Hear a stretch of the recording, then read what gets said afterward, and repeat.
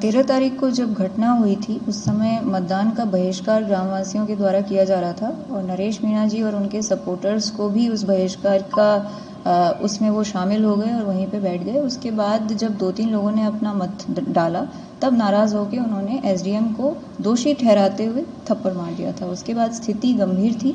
SDM ने FIR register की थी और उनके खिलाफ अरेस्ट वारंट जारी हो गया था। परंतु हमारा ये आंकलन था कि यदि उस समय उनको अरेस्ट करते हैं तो एक तो उनका जो कैंडिडेट होते हुए उनके हक हैं कि चुनाव समय वो प्रचार प्रसार करें, वो हक भी बाधित होता है और दूसरा उनके सपोर्टर्स के द्वारा ये भी आशंका थी हमारी कि वो बूथ पे अटैक कर सकते हैं। एक प्री प्लानिंग के तौर पे हमें लग रहा था कि एक ट्रैप है कि हम अपनी तरफ से एक्शन लें और फिर उनकी रिएक्शन के तौर पे पोल प्रोसेस बाधित हो और इलेक्शन कैंसिल हो जाए।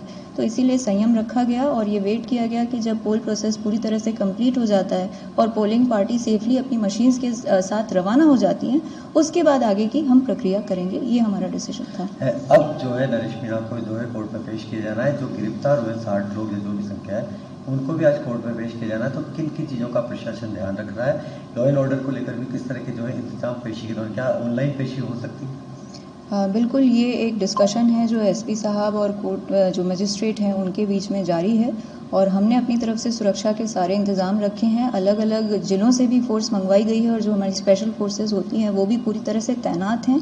पूरी सुरक्षा का ध्यान रखा जाएगा और जो भी सुविधाजनक लगेगा उस सुरक्षा प्रक्रिया को अपनाया जाएगा। उसमें ऑनलाइन भी एक ऑप्शन है।